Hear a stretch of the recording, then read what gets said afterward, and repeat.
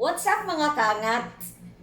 Na-miss niyo ba yung episode natin on the launching of our Disability Awareness Campaign last Thursday, July 1? Dahil mayroon kayong previous commitment or di kaya mahina ang internet signal niyo? Well, worry no more because today I will share with you the full coverage of our forum which we discuss about three important policies of the Department of Interior and Local Governments, particularly on the following. The first is the CSO accreditation guidelines, then we have the Sanggunian accreditation, and the establishment of CSO desks and institutionalization of the People's Council.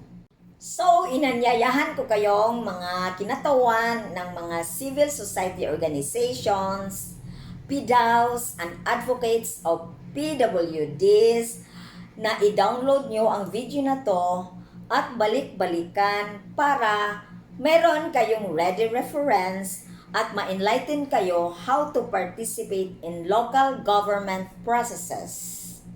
So, let's get started!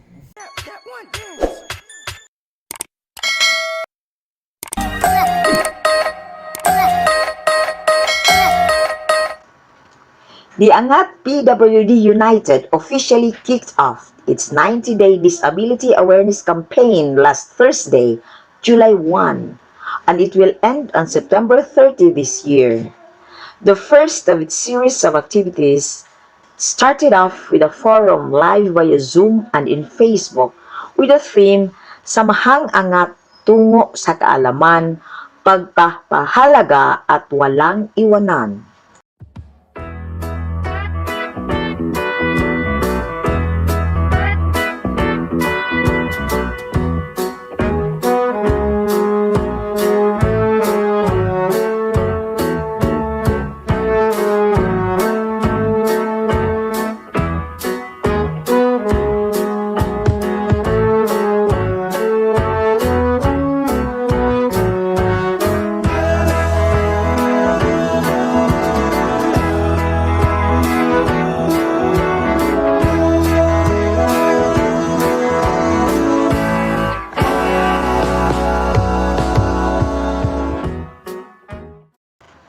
In her opening statements, Angat PWD Chairman Carmen R. Zubiaga laid down the objectives of the forum, which is to strengthen the participation of all PWDs in all issues that concern our sector, to gather a strong force and one voice to be heard so that our needs will be recognized. If given the right opportunity, to contribute in the upliftment of the lives of every PWD. Also, APU aims to help the PDAOs to be recognized and function effectively, as they are expected to spearhead in the formulation of government programs and projects for PWDs. For this 90-day period, Angat PW United will conduct a series of forum and discussions together with government leaders and officials of lead national agencies, CSOs, and other stakeholders to advance our agenda. Invited to deliver their inspirational messages are Mr. Gil Estrella, Committee Secretary in behalf of Congressman Maria Lourdes Arroyo of the Office of the Special Committee on PWDs in Congress, and Engineer Emerito Rojas, Executive Director of NCDA. For his part, Mr. Estrella mentioned the existing 8 major laws for the welfare of PWDs. The House of Representatives is aware that despite these existing laws, there are still many problems confronting the sector.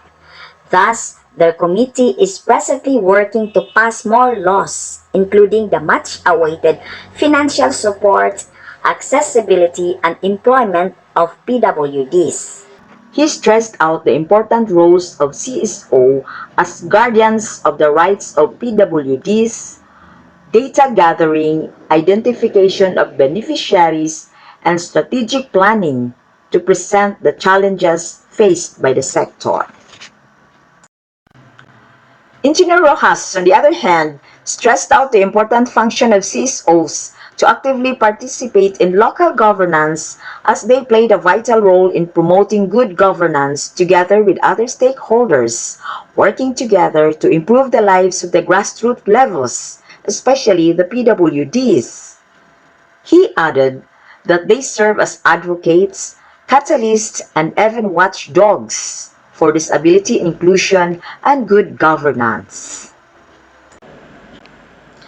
The lead agency invited as opening salvo for this 90-day campaign is the Department of the Interior and Local Government to conduct orientation on how CSOs, particularly the PWD sector, can participate in local government processes.